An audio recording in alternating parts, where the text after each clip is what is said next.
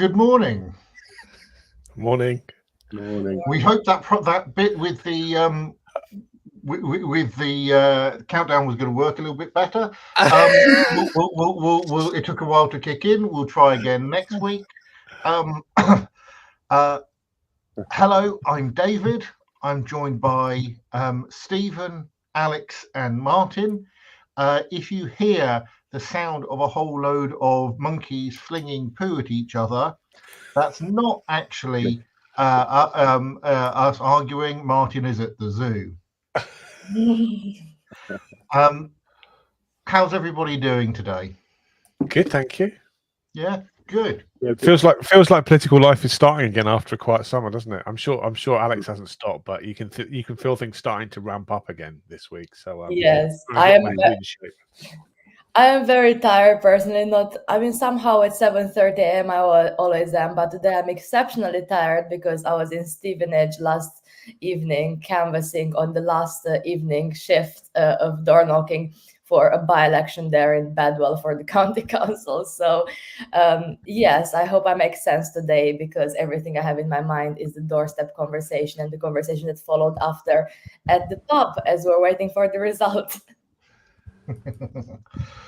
And what was the result? It was, if you want the actual detail, Labour won, but it was expected, I think, in that area. Let me just look at the actual breakdown of the vote for those who actually followed Bedwell County Council Bedwell County Ward by-election. So it was Labour 962, and then followed by second Conservatives with 470. And then actually, very interestingly, Reform came third. So one of the things we're discussing is whether Reform will now stand local candidates and how well they will do, whether they could come in third or second place in areas where they haven't had much of a presence before, followed by Lib Dem and then Green with a smaller vote share. So, as most by-elections, it was actually, quite low turnout as expected. And one of the interesting things, which is always happens on the doorstep, is the number of people who are like, well, I wasn't sure, is an election happening today? Because not the usual election time. So it was quite interesting. Even when I was out on the very last bit around 8:30 p.m., there were still people saying, I didn't know about this. So I had this, this guy who was just coming back from work saying, I had no idea the election is happening today. I will go now to the polling stations. I walked back after we kind of closed the polling day around after 9 o'clock. I saw him at the polling station at 9 voting, because it shows that polling day operations work to kind of remind people last minute that the election does happen that day. I think even without those two voters, Labour would have won there, but it's really satisfying to see, well, I spoke to someone half an hour ago and they actually are now at the polling station, because otherwise they wouldn't have known unless you knock their door. Am I allowed to say I don't mind if Reform comes second or third? I prefer to come second or third than win. Yeah. Yes, it was really what I think interesting we're discussing about this is how well Reform can do in some of the seats without the campaign infrastructure, like in this case, the Labour and Tories have, for example.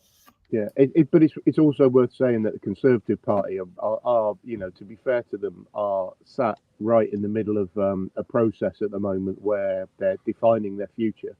So nobody knows where they are. So I would imagine that probably steered a lot of people to Reform as well. So I suspect they'd have done better had they had a leader in place and all that stuff, and a little bit of vision. Depends who that leader is, to be fair, but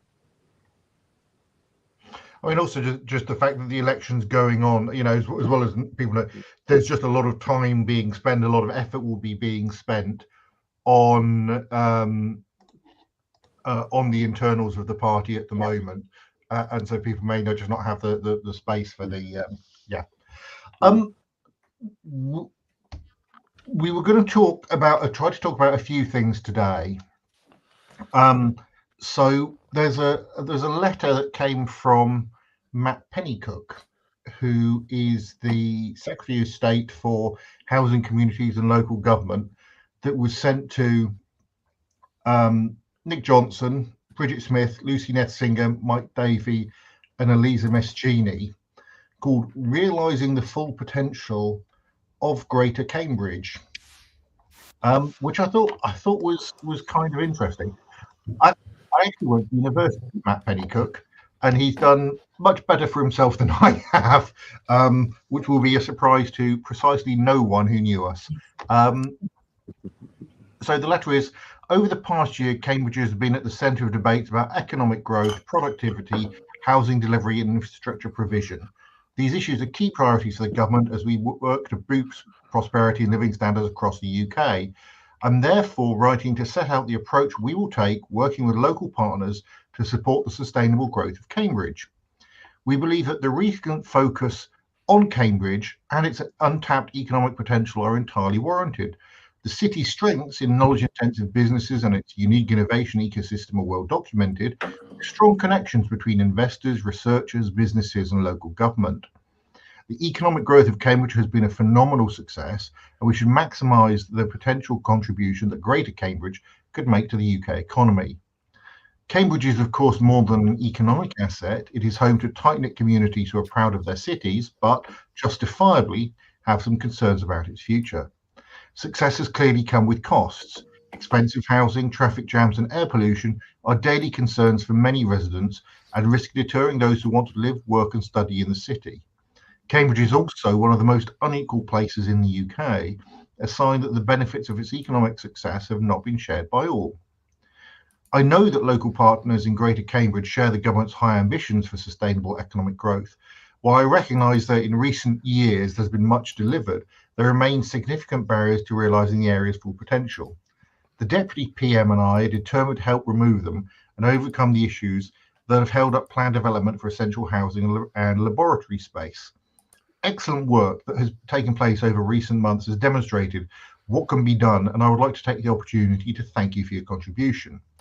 Action to tackle water scarcity, for example, has shown what can be achieved when local authorities, central government, and public bodies work in partnership.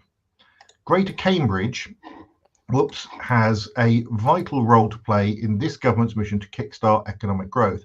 However, we realise that many crucial decisions remain to be made about the precise form that ambitious and high-quality sustainable growth takes in the area. I am determined that we take a collaborative approach to them, appreciating, as I do, that your insights about the city, its surrounding area, and the communities you serve need to fully inform the government's thinking. I therefore want to take the opportunity to reset the work and the relationship between central government and local partners. An early in-person discussion with you to that end would be extremely beneficial, and I hope it can take part as part of a visit to Cambridge in the near future. My officials, blah, blah, blah, setting up a meeting. Matt Pennycook. So is that a reset in relations, do you think, between central government, and can it actually achieve something positive with the patchwork of local government we have in and about Cambridge? From a personal point of view, I think reset is a good word to describe it. I think it does sense that it's going to abandon the idea of development corporation and rely better on local government leaders to deliver. That's what it seems to be saying to me, that's the government's ambition. So I think that is a reset. Can it deliver? The reality is that South Cambs and City have never really resisted housing development and housing growth. And so I can't see why it can't deliver either. It's just about, it is about that they need to move forward at pace. If they're really going to use Cambridge as a way of driving and helping to lead the country out of recession, which has happened before, then they need to go at some pace. And that's the bit that I would be concerned about. There's something else in there that is really important to me that they've mentioned that I think it is the fact that they mention air quality and air pollution in there, I think is potentially important. They didn't have to do that, and I suspect that's in there for a reason. What do you think that's a reference to congestion charging? I think it's a reference to the failed congestion charging bid that there was in the past. What it says for the future, I don't know, but I think it's really interesting that it is referenced in there. Yes, I think that as well, because that is linked. I wonder if there's more of a move with this government towards like integrating, for example, development plans in terms of housing or investment in tech with also the infrastructure that's needed, such as in particular transport. Of course, we haven't seen the details yet, but I think there are many criticisms of, the plans before, but one of the criticisms, I guess, from a resident's perspective is, well, there's so much that seems to be built without much benefit for the community, or at least, in some residents' perception, and without the transport links, which, comes into this concern around, well, we can't build so much in Cambridge if we rely on the same road network, because Cambridge will be gridlocked unless developments come with significant contribution to, or their thought around the public transport system. So I'm not sure if this means a return to debating light rail again, or other forms of transport, or like more of a case for buses now with the combined authority looking at franchising and improving bus routes. But I think that's really one of the key things, is this integration of different areas of development.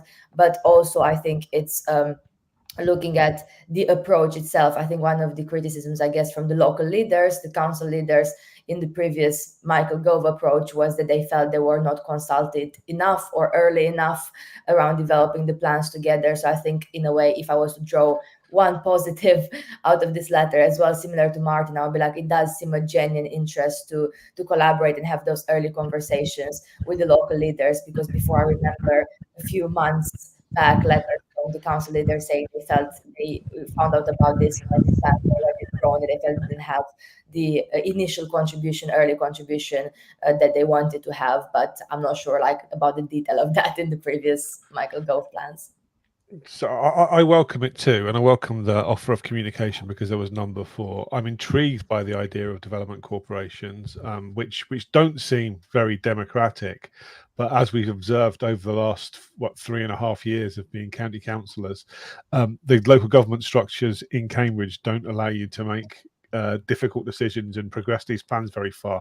And so, whereas democratically, I think that development corporations seem a bad idea, they have been successful in the past in places like Milton Keynes, and I was intrigued to see what might happen, because after the debacle of congestion charging in STZ and basically no progress very much across the last 3.5 years, I'm nervous that with the multiple layer 3, 4, 5 layer local government we've got around here, that it's difficult to progress these ideas. But it's good that the new government is taking an early interest in this, so that perhaps they could deliver something over the course of this Parliament. You get a lot of that from who it's sent to. So you got Nick Johnson, Mayor of, and correct me when I get this wrong, Mayor of Cambridge and Peterborough, Bridget Smith, leader of South Cambs, Lucy Nethsinger, leader of the County Council, Mike Davey, Cambridge City Council, Eliza Maschini, Greater Cambridge Partnership.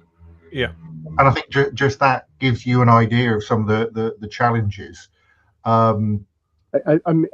still think there's a danger that the government will miss out on opportunity if they don't look to the wider area. And this is something that, if I was Huntingdonshire, I would be saying, how about throwing us in the mix?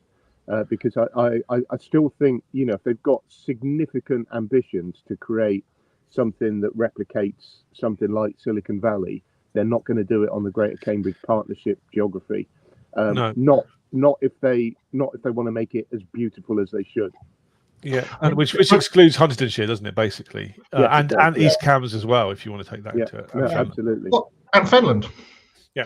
I mean, the only reason I say Huntingdonshire is I one of the things I'm a little bit aware of is Huntingdon were being considered as part of the geography for the Development Corporation, and part of the issue with the Development Corporation is how big or small can you make it, and if you drag Fenland as an example into it, you're effectively saying we need the whole county, and that would be a massive development corporation. And so I'm that's the reason I'm saying what I'm saying. I would love to see Fenland, a vision for Fenland dragged into a wider vision for Cambridge. I would love to see it. It needs it. There was a separate and very good letter, I thought, in the Cambridge Independent this week from the people behind the Stop the Art group, who sound like a protest group, but it's entirely reasonable, which is basically a bit of a criticism of Bridget Smith for her both previous support and current cynicism about East West Rail, because East West Rail comes into this as well. And this letter criticises the fact that you've got these two separate plans, to build lots of houses in Cambridgeshire, but they're not in any way connected. So, as what Martin's saying is that those two ideas need to come together, because East West Rail is also going to cause a massive increase in house building in Huntingdonshire and South Cambs as well, which kind of overlaps this area. And I think that both projects need to be brought together, because they're both government-run projects ultimately to unlock land for housing development. There certainly needs to be something sat in the middle, drawing it together. I would hope that government can fill that role. It's the reality, and DCLG can play that role of pulling those things together. But the thing that DCLG also have to do at some point, they do have to say, this is how it's going to be at some point, because you need somebody making decisions and leading from the front. And if local authorities are going to sort of not be able to pull together, which is one of the big issues with the whole ARC process, then somebody has to make decisions, and that's where I think the Development Corporation have legs. But I think it's right to give local authorities a chance to work together as well. It's just how that pulls together. But I want to say it cannot be just about housing. It cannot be that. It has to be a joint vision that covers housing, it covers infrastructure, and it covers business as well. Because in the middle of this, you're going to need these beautiful science parks and stuff like that that are going to be the engines of the economic growth. And the housing, to a certain extent, is a facilitator for that. Yeah, and I think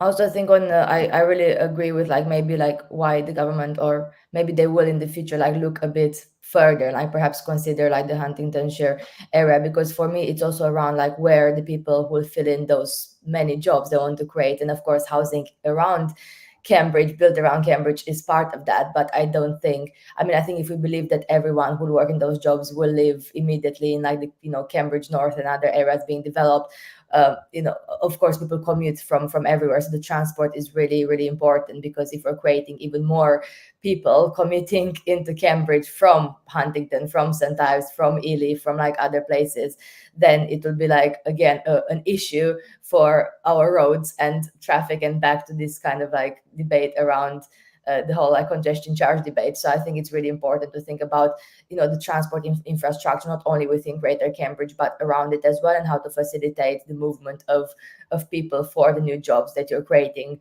I think one of the idea is, well, you increase the jobs available and you build more, so people who are working there live as close as possible, which is great. But and that's the conversation, I guess, around how much of that housing is affordable and to whom, and what can be built in this plan as well, which is a concern. Because I think it's great to have more opportunities for especially for young people in general, but for everyone. But what concerns me is who will actually afford to live in the new places that are being built, and how many people might be pushed out in nearby market towns and other areas, and therefore adding pressure on the infrastructure into Cambridge if that happens. So at the moment we don't have the detail, but that's one of the aspects of the project I will follow very closely. To what extent do we build more affordable housing, different forms of ownership, housing that can actually facilitate, especially for people filling those jobs, especially younger people, to stay in the area, rather than saying, okay, there are new jobs in Cambridge, I will apply and I will live in whichever market town and drive half an hour, 40 minutes to Cambridge, therefore adding to traffic on the roads. Yeah. Can I ask another awkward question? A first awkward question. Here's the thing: we know that the government have had quite a lot of negotiations with the combined, or discussions with the combined authority, and they've talked about making mayoralties a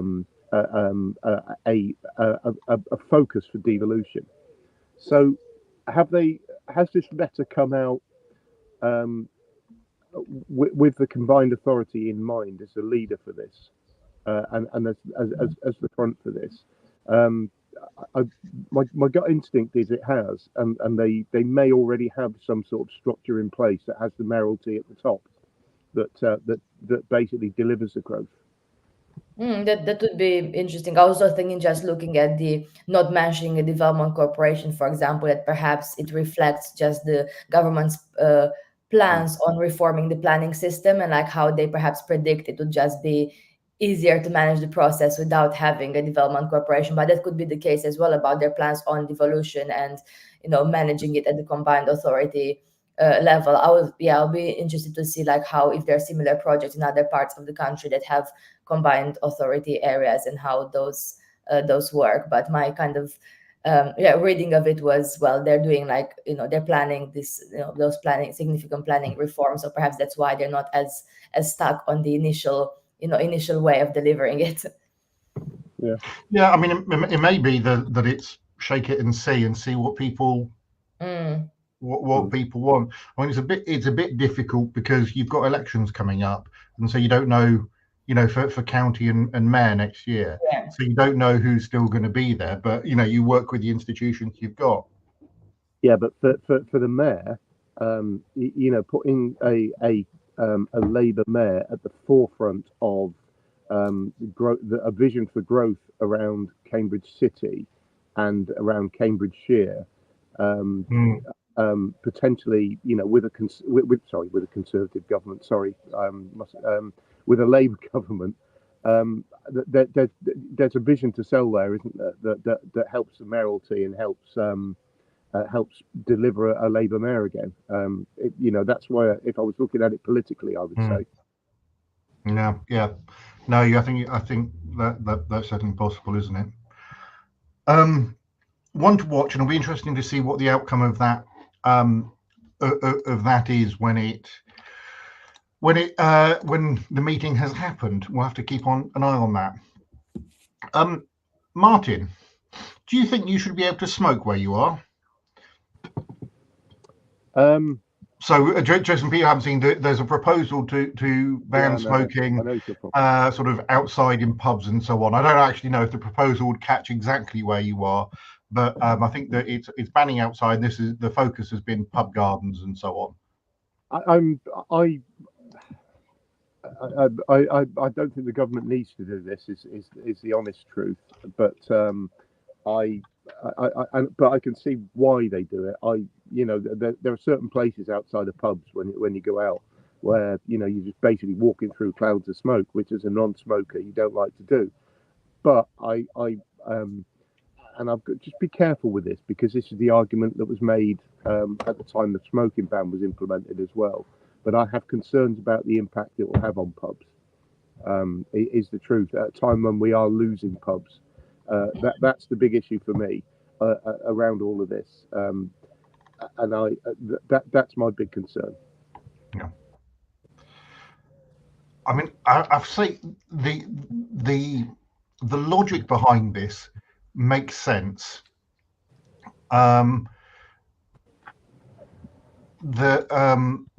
Smoking is bad. It affects, it's bad for the person smoking. It's not good for the people around them.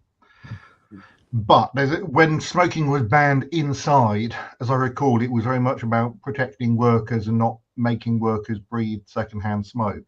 I don't think that's a stronger case with smoking outside. And the question that I do ask is exactly that: why now? Because I actually just going through, we know this everywhere. Pubs are and so the evening economy is struggling. I do wonder if now is actually the best time to be doing this, or if this is going to sort of hurt a struggling industry, and particularly post-COVID. I don't know. Is it backed up with sound scientific evidence that said that people in outside spaces are as prone to the effects of secondary smoking as they are in inside space? Well, obviously they're not. Yeah, because outside spaces, I'm an aero engineer. I work for the first couple of years of my life in industrial gas dispersion, and as soon as you get outside and you get wind and turbulence in places, you know, the effects of these things goes down dramatically. So if they've got evidence that suggests there's going to be some health or a significant health benefit, then I can see perhaps the argument for it. But if there isn't, I don't think they should do it. I mean, if the worst of it is that it's unpleasant to walk through a cloud of smoke, then I think that, you know, it's, you know, there's always a balance, isn't there, between civil liberties and public good, and they have to get that right. And I'd say that the whole smoking thing seems to be on a downward trajectory because of vaping, and you'd have to demonstrate. Would vapes be banned by this as well? Because they're considering it as well. Is there any evidence? Is there any real evidence that vaping, secondhand, you know, inhalation of blueberry flavored smoke has any negative effect at all? Because I haven't seen much, and so that I want to see the scientific basis for doing this, and if it's not just an initiative without any benefits. But isn't it also true that the government are looking to move forward with the idea that the Conservatives had about banning smoking? This idea of banning smoking, you know, as you get older. So yeah, and my understanding is they are looking to move forward with that, and if that's the case, we're going to see the slow diminution of smoking anyway. Well, you think so, but you mean you can make it illegal, but smoking marijuana is illegal, yeah. But it seems to be going on everywhere these days. Well, and probably, you know, you'll force people inside into their own homes, and you might have unintended consequences where people are once again smoking inside rather than sat outside. And so, yeah, I agree. Yeah, I'm not sure I agree with the two-tier approach that certain people are not allowed to have certain liberties because of when they were born that everybody else has. I find that whole idea strange. If you're going to ban it, but then, you know, I'm not that comfortable about the banning of certain age groups. See that. I don't like the two-tier thing about it, but I can see the sense. I can see the sense in it. But the outside thing, I just think this is the wrong time. It's the truth. And I think you've reinforced that to me. So, yeah, I was surprised as well that this is like prioritized now.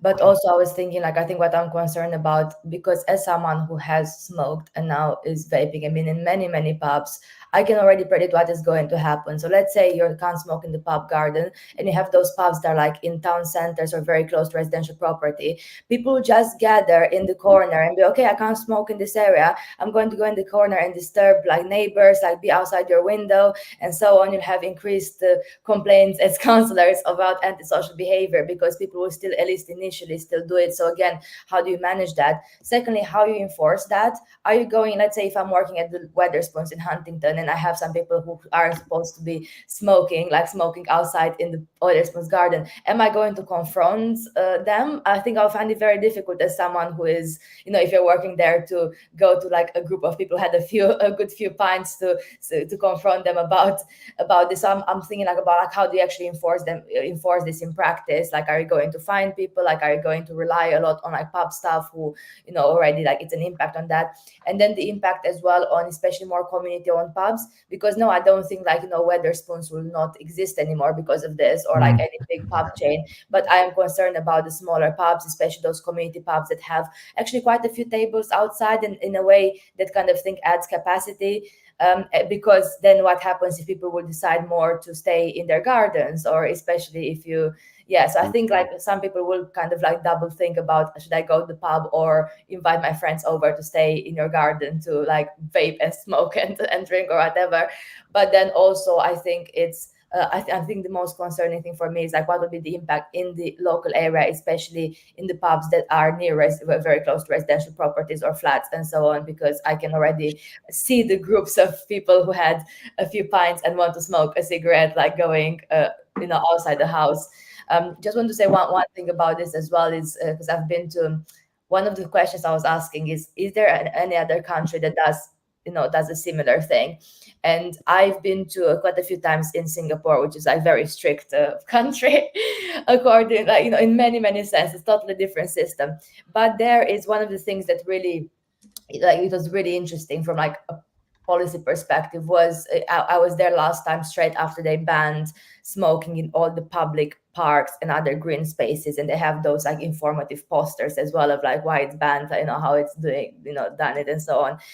Equally, you have those designated smoking areas, obviously a hot country, but like with shades and benches and like little flowers and like really kind of comfortable smoking areas. So you think on the one hand, like it's banned in so many places, but on the other hand, if you're actually smoking, you usually smoke in this designated smoking area, which in most cases is nice, as opposed to on a corner near someone who will be annoyed you're smoking outside their window. So yeah, I'm wondering if any other country like does this already, like in all the kind of outdoor spaces, because I'm not aware. I think the strictest country I've been to is Singapore, and even then you have those kind of designated areas, although it's banned in most outside spaces. Most of them.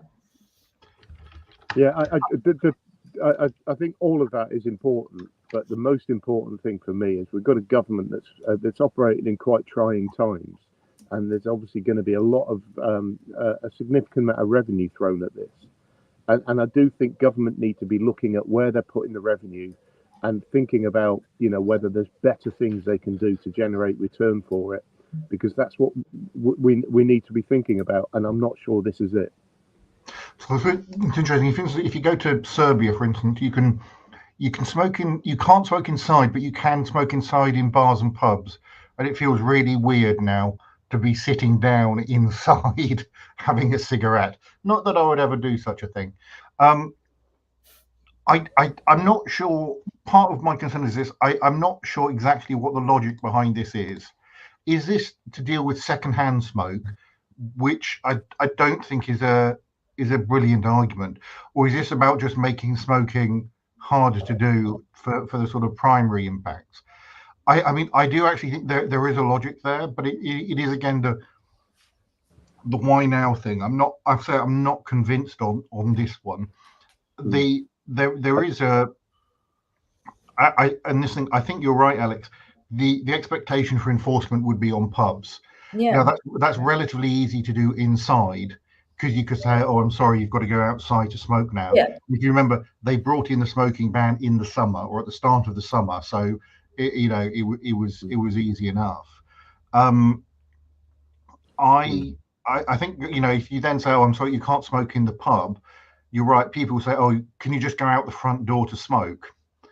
I'm not sure. It would be interesting to see more detail on that. Yeah. I think we're in danger of all agreeing with ourselves on this. I was just thinking the same thing. Yeah.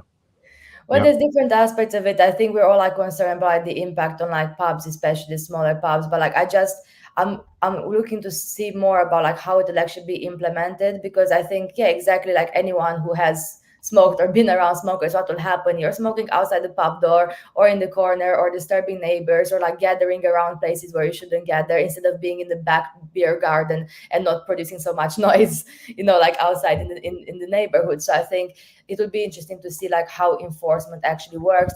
And again, even with enforcement, like with many things that you incur some fines, is like will the fine be a deterrent in any way? It's kind of the similar discussion to the parking fines and people parking on pavements and double yellows and so on. Should at what level should you put those fines to be able to actually have an effect, rather than people being like, "Oh yeah, we're usually like not caught smoking like outside anyway, and if we get the fine, it's once every few months, and I'll just pay it and continue doing this thing," and how people will be able to respect that. I think to me it's not clear in terms of like how you're actually implementing this. So I mean, I think for the existing smoking thing, if you're found smoking inside, there's a small fine for the person actually smoking inside, but the fine for the business is very large, sort of thousands of pounds.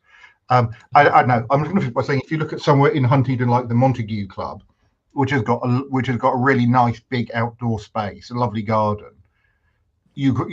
that's not causing any issues with secondhand smoke there, or no more than somebody smoking in their garden at home, sitting around a table.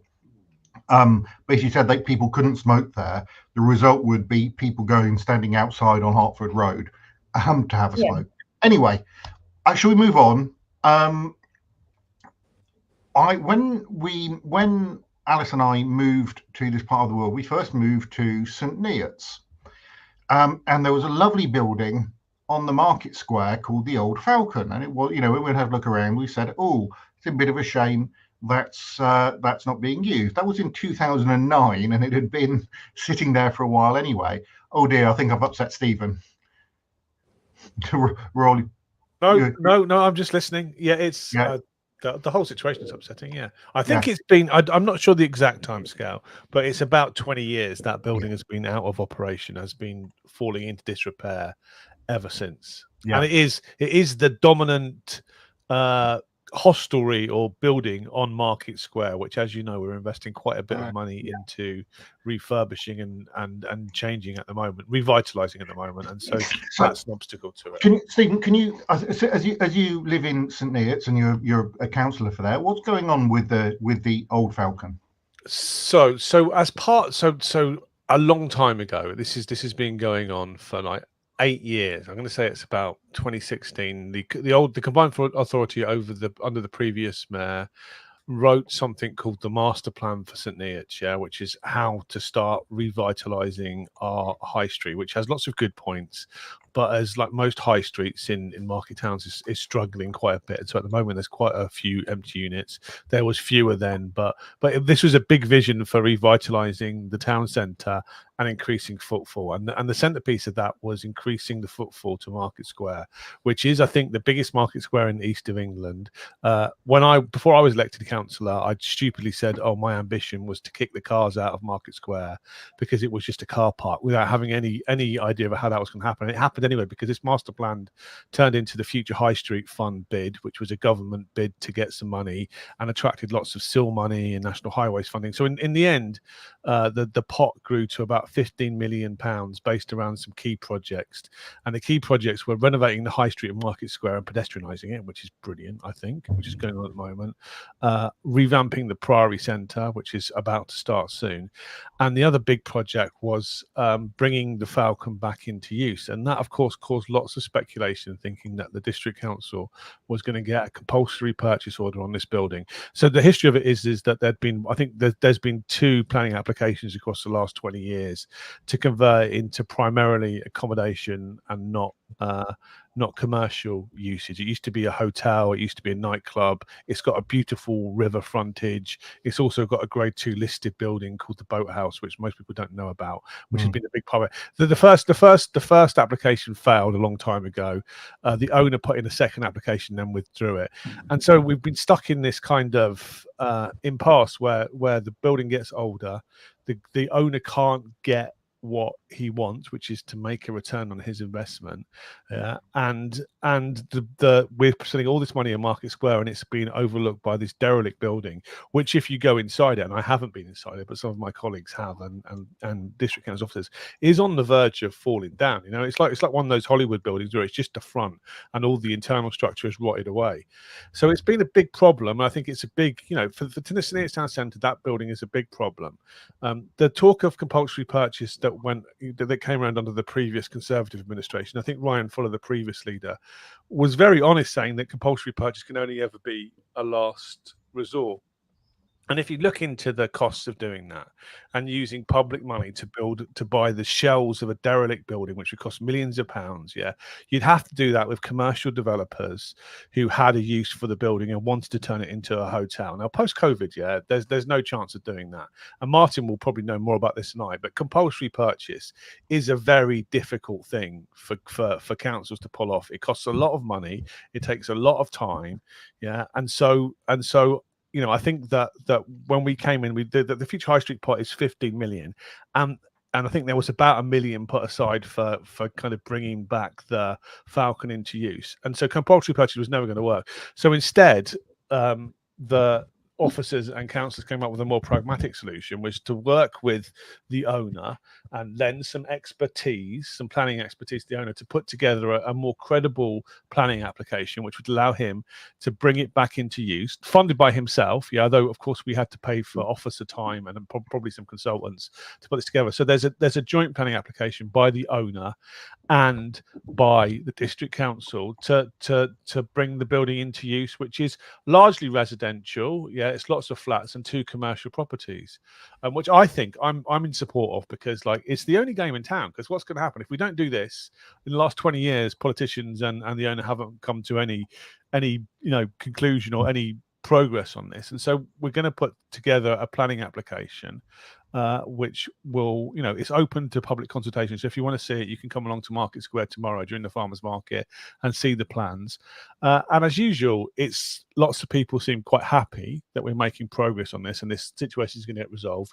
But of course, there's lots of other people who have different ambitions for the building and want it to be a 5-star hotel or a Michelin star restaurant or a nightclub. Yeah, and they're disappointed that those things aren't going to happen. It's going to be 2 commercial units and flats, and so difficult situation. But I think it's a pragmatic solution to a problem that wasn't being solved. Sorry for a long talk. I mean, to compare this to there's a similar situation. It's not been empty for as long on the Market Square in Huntingdon, 111 High Street. It's a bit difficult there because is that Woolworths? Is that the Woolworths? Yeah, it's the old Woolies. It's a bit difficult because the owner hasn't engaged with the district council. Wouldn't even, one of the reasons the planning application failed was they didn't even let the sort of conservation people in to have a look. So just very difficult. I mean, I think my sorry, Martin, I'll shut up in a minute. There's 2 things. One is similar to 111 the High Street with the Old Falcon. My position is that almost anything is better than nothing. Not absolutely, but almost anything. And that when it's just because of the location, having it in good repair is actually quite important. And I think there's going to be a couple of commercial units at the front, which is good. But it raises, I think, a couple of questions, or I think a couple of issues. One is compulsory purchase. Is it worth trying to make that system easier? And the second one, well, let's talk about compulsory purchase first. But Martin, you wanted to come in. Yeah, just we had similar in Whittlesea years ago with the George Hotel on the Market Square. Yeah, that was absolutely fallen into disrepair, and the George Hotel basically was hugely important to the Market Square, and it was absolutely causing chaos. And to a certain extent, we were lucky in terms of timing and everything else. Although it was about 10-15 years in disrepair, we were lucky that Wetherspoons came along and invested a lot of money in it, and we were lucky. And the reality is, it's not looked back since. But just to sit and wait for that outcome isn't acceptable. My fear about the consultation is it was. That you'll get the same response, that you'll get all those people that want something else objecting to what's being proposed, and you won't get the people that support it come out and support it and state and say they support it. And so I would say that one of the things Hunts needs to do is put some effort into that to make sure that they can show an element of community support for it, because otherwise what you end up doing is scaring the councillors at the planning committee.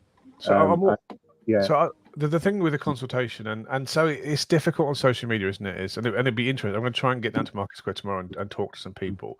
But the difficulty is that the social media amplifies the negative voices, and you're not sure how and there's almost like a mob effect where people kind of see that that's a valid opinion and pile in.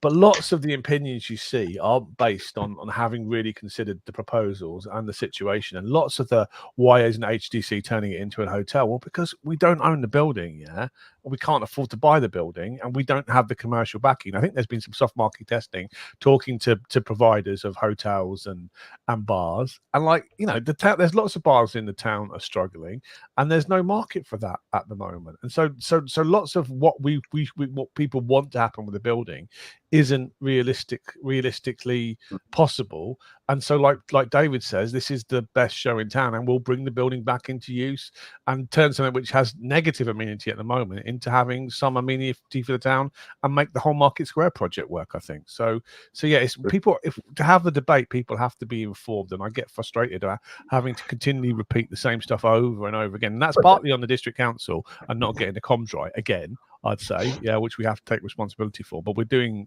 as usual, we're doing a we're trying to rescue that by doing some FAQs and get some. The briefing should be a time to do that, but it's difficult to do in the current social media era.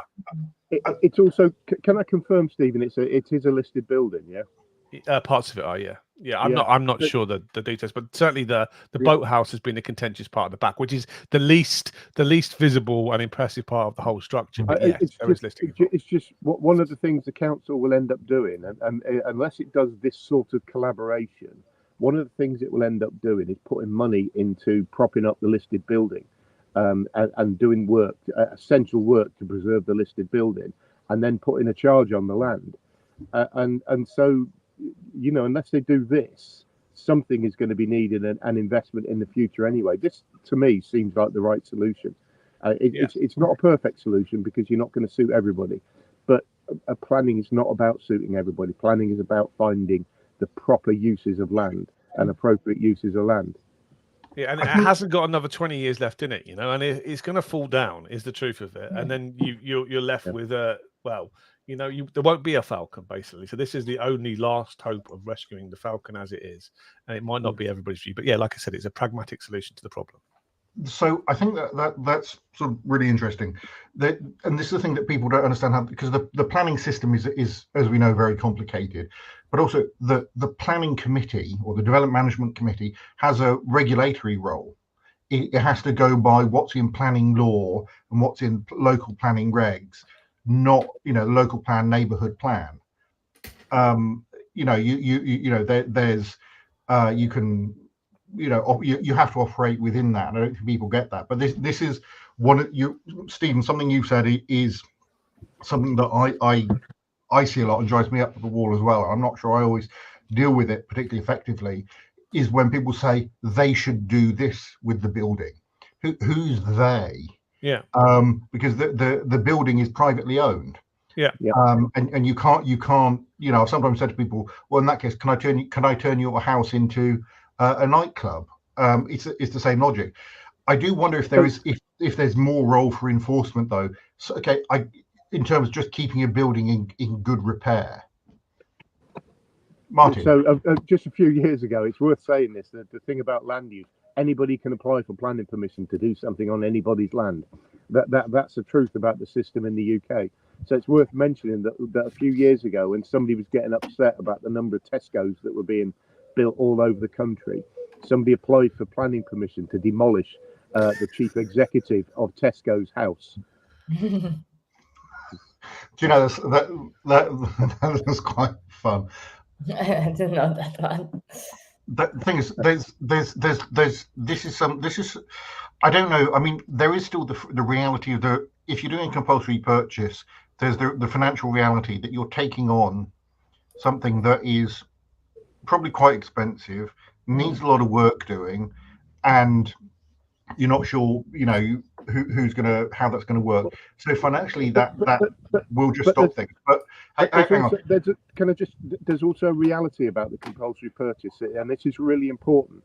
If the guy's invested in that land and that property in order to get a return on investment and isn't able to, and a guy that probably has done this elsewhere and everything else, where is the certainty of any sort that a council compulsory purchasing it can do it better?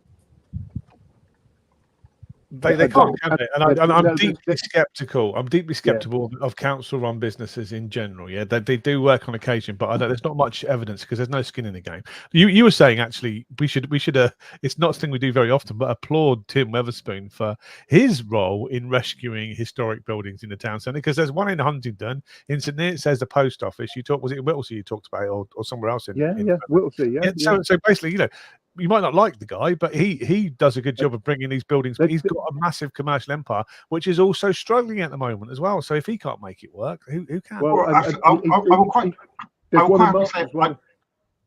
like Weatherspoons.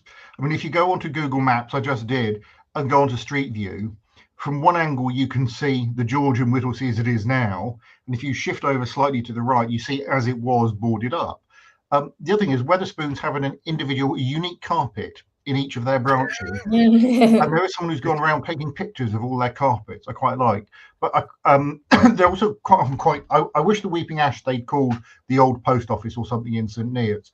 Whereas in Sandford House is the Wetherspoons in Huntingdon, which was various things, but it was the Sandford Windover Carriage Works, and they've kept some of the history of that, and there's a lot of stuff about the coaching history there. And okay, a Wetherspoons is rarely the best pint in a town, but Wetherspoons is pretty reliable for going and getting a pretty decent pint. Yeah. And if you know, I disagree with Tim Martin on lots of things. I quite like the pubs. I really like the Wetherspoons in Huntingdon. I've been in Wetherspoons with Alex before. A pint of Guinness is the same in every pub, and actually it's one of the cheapest in Wetherspoons, so it's the same regardless of where you go. Well, the other thing is, I'm not sure we're here to plug Tim Martins and spoons, but I will say that the point about our spoons for me is when you go in, you know what you're getting, and that's it's your choice whether you want it or not, and I don't dislike it at all. Yeah. So what? A last thing, there was a story I saw on Cams News, which is an interesting one, I thought, and it's not something I was aware of. It's about Fenland Future Limited, which is a development company set up by Fenland District Council that's got £25 million. Now, so far they've only got a couple of projects gone, and there's various things on the Cams News link about it that it's it's not had any board meetings yet, which is unfortunate. But I think it's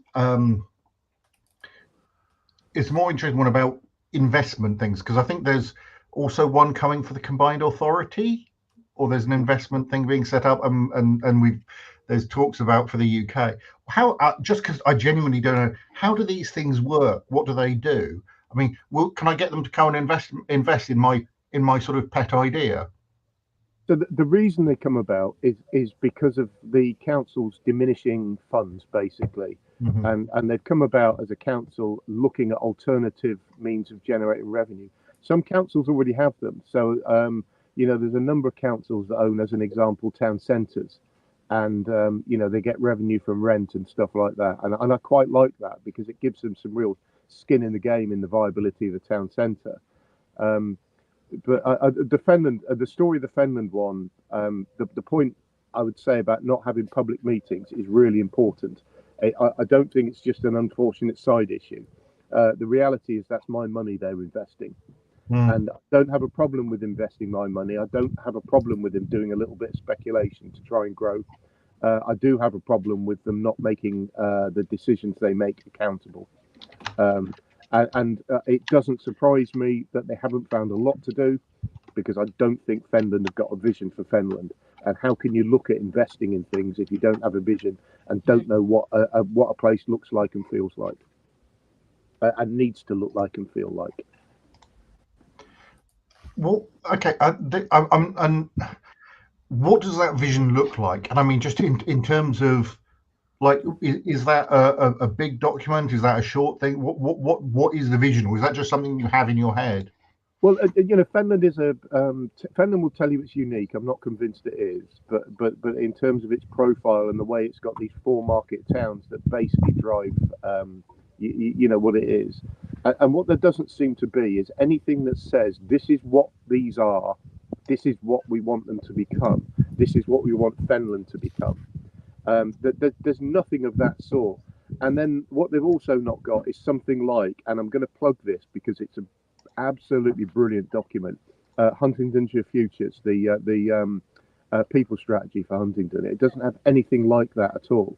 And those things, to me, underpin what you do around planning, your local plan. And I know that Huntingdonshire Futures, is integral to how you move the local plan forward. And so those documents all help to create a sense of an emerging identity for a place. And Fenland just doesn't have it, and not in the way that other places do. And without that, you're not going to get other people to invest, let alone yourselves. to do things. There's a point that they make in that article about doing things slowly, which I think is valid, but it's also true from my perspective that there's a reality behind that, is that it is slow because they don't know what to do. Yeah. Yeah. And like I just said, it's the SENIT stuff that's happening now. Yeah, started 8 years ago with a vision document called SENIT's master plan. Yeah, and which was pie in the sky when it was written, because there was no funding for any of it. But that's how you attract funding, is you have to have the vision. And if you can state it now, as soon as pockets of money become available, you can bid for them and probably win them as well. So it's important you do this work, and that well, in Finland you have a political administration which has lasted forever, but there's been various changes across the rest of the county, and we all end up picking up and passing on the baton between administrations and delivering the work. It takes a long time to deliver these things. Yeah, no, I agree. It just is that it's a thing you will hear me talk about a lot. The lack of vision in Finland and the lack of identity for Finland is really, really important. And I've been thinking about, should we continue to call Finland Finland, or should it change its name to the Cambridgeshire Fens or something like that, to give it a bit even that, to give it a bit of identity. And Stephen Barclay's tried to do a bit of that, by the way, as well. I think he's used North Cambridgeshire or insisted that North Cambridgeshire is used, and there is because that puts Fenland in its place.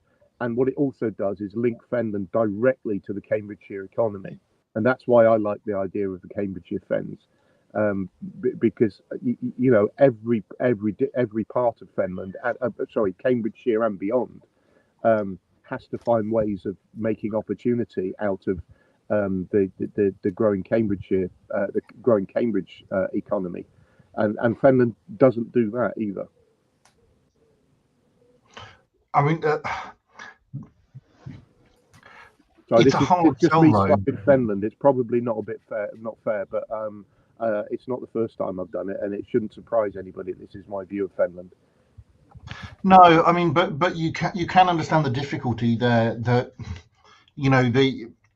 yes, I mean, the reality is you're going to need connections to Cambridge for future growth. And for economic growth and the rest of it, and that will make things better. But people want to retain the identity of their sort of the part of the world they live, and there is a fear about becoming Cambridgeified. I mean, I don't know if do you know what I mean? But I do. But there's also there is some culture of sort of light engineering and stuff around Finland. So there's a couple of businesses around that do the sort of light engineering, sort of light manufacturing stuff around. So you've got this idea of mid-tech, around Cambridge at the moment, which is about basically taking the great research that Cambridge does and actually doing the manufacturing that goes alongside it, rather than outsourcing the manufacturing, which is what's happened in the past. And so there's no reason why Finland can't look to that as a way of capitalising on the Cambridge economy. Mm-hmm. How you do that, is another matter. And connectivity is everything. Whether that's something Finland should be investing in themselves, I don't think so.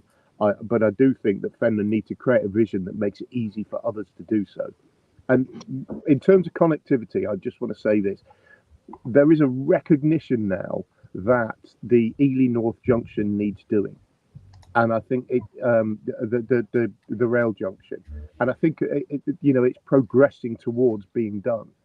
That creates real opportunity in terms of rail access and rail travel, increasing the number of stops at Fenland towns and increasing the number of trains, all those things. That straight away starts you getting to a situation where Fenland is better connected. And so even if you start a vision off with that, if this comes and when this comes, what can we do for Fenland as a result of it? Even if we just start with that, you're starting with something. I mean, I do wonder though, is Fenland, the thing is with Fenland, there's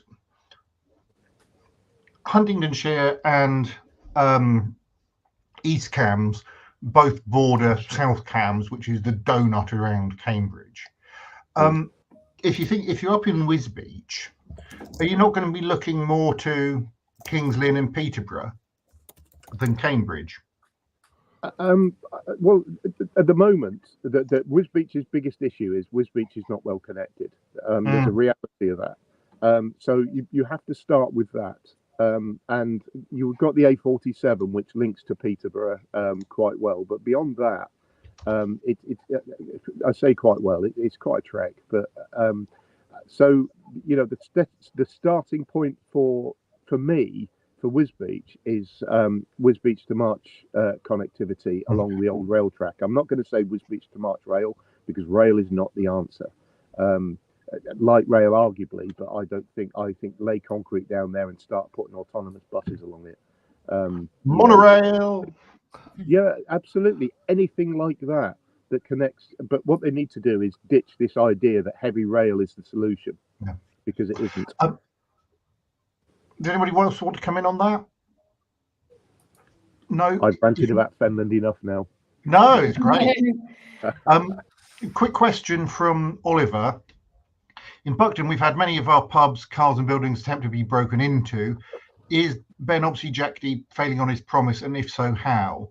No. I mean, a couple of things. He's only been there a few weeks. So I mean, I think Alex may have thoughts on this. I have thoughts on this, as I was obviously supporting Alex. He has only been there a few weeks. He's also, while he has a role as the MP, he's the MP. He's not police and crime or chief constable or anything. You can't blame him. You can't blame him, can you? It's too short a time. But like you say, it's a bit outside the remit of MPs who are basically legislators more than anything else. So he has no real direct influence other than through his media presence and his leadership. He doesn't have the ability to stop things at all, I don't think, but especially not in such a short time frame. Yeah, the short conversation I've had with him, I have to say, and it was short, and I had a few drinks when I met him, which Alex will remember. But he struck me as quite an alert and nice chap. Is the reality. This isn't for him. If we want to talk about him, you want to have a conversation. He's supporting Kemi Badenoch for leadership. So. That's something that's worth talking about, I think, not this. Yeah. Sorry, Oliver, but lovely hat, by the way. I would say on this one, just on David's point, because the issue that you're highlighting here, Oliver, and I think, that's something that is raised across the county really is, is around antisocial behavior and crime as well. So we unfortunately have one of the lowest funded police forces in terms of like the needs of the population. And actually, in defense of our Huntingdon MP, he did one of the things the MP can do is to raise issues and write the relevant ministers. He did actually alongside Daryl Preston as well, who's the Police and Crime Commissioner. They're all speaking about in the representation roles about like needing to have a fairer funding deal for like policing in Cambridgeshire. Whether that the new Labour government would review those, I hope they will, because I think those funding formulas in general, they have to be looked at. That's something at the county council level as well, like your local councillors could write to the relevant people in government to say what my residents are concerned about this, like I want to have like a fair funding deal for this particular service. But that's not something as Joe said here, it's not something that like the MP single-handedly can change. It's about like reviewing the funding we have for the area and how that funding is used in terms of what the police can have capacity and funding to prioritize. I don't deny it's a real issue. I think it is, and I think like a lot of funding priorities have to be thought about in terms of like antisocial behavior and policing. But we generally have like an issue that we get like less per person than other like let's say comparable areas. But that's something that both the MP and the Police and Crime Commissioner have raised, and they're aware of. Whether at what extent this can change, a different question. But in terms of their representation duty, like I think they have been speaking about this topic. I mean, I think we do recognise there is a real problem there with that kind of crime and antisocial behaviour. Quick one from Simon. There's parts of Huntingdonshire that also won't benefit from the booming Cambridge economy due to not being well connected, much like Fenland. Ramsey, try getting to Ramsey by public transport. Or almost any of the villages as well. Yeah, all the villages. Yeah. I tend to agree. Actually, Ramsey's interestingly located, and I know there's some ideas about starting to use Ramsey as a hub in a sort of hub and spoke model to develop public transport to increase connectivity. And I agree with that. But at least what they've got is a place like Huntingdon where there is a bit of focus, where there is connectivity that they can sort of connect to. We've got that a bit with Peterborough, you know, if you're a Whittlesey resident, but less so if you live in March and Wisbech and Chatteris. But so there is something there, and I know, you know, that Huntingdonshire, you know, the conversation we've had about Huntingdonshire becoming part of the, you know, this sort of Greater Cambridge vision. You know, it's located in a different way, and Ramsey can at least look to that. But yeah, it's right. I think we probably need to start wrapping up there. Oh, we've got a thumbs down from Stephen. Maybe we're not wrapping up there. Yeah. There was a thumbs down in a bubble on your screen, Stephen. Yeah, those reactions are strange. Sometimes I'm on the work Zoom and like you just like, you know, if you wave your hands and suddenly have a thumbs up or thumbs down, and it's like, what have I done? I once on Teams I did this and balloons came out of my hand and we could never do it again. We see people just going like this on the Teams call, see the balloons appear. I'm going to keep trying this now. It makes me look like a madman. So some sort of administrative announcements. We're setting up a website for Coffee, Buses and Politics. Will hopefully be live soon, and a Facebook and a Twitter and all that sort of thing. So watch this space, and that'll all be fun. But we'll still be going live at 7:30, and we'll be, you know, at least for the time being, we'll be on the channels where you're watching us now. Can I say 7:30-ish? Yeah, 7:30-ish. It starts a bit late till everyone joins. Yeah, on Fridays. Cool. Well, any last thoughts from anyone? No, it's been an interesting. We've covered a lot of ground today. It's been interesting. Yeah. Yeah, we have. Thank you everybody for watching. For some reason, I seem to have turned into the host, but there you go. I'm not sure why, because I tend to say an awful lot. So I think we will wrap up by me saying Bye. See you next week. Take care, everyone.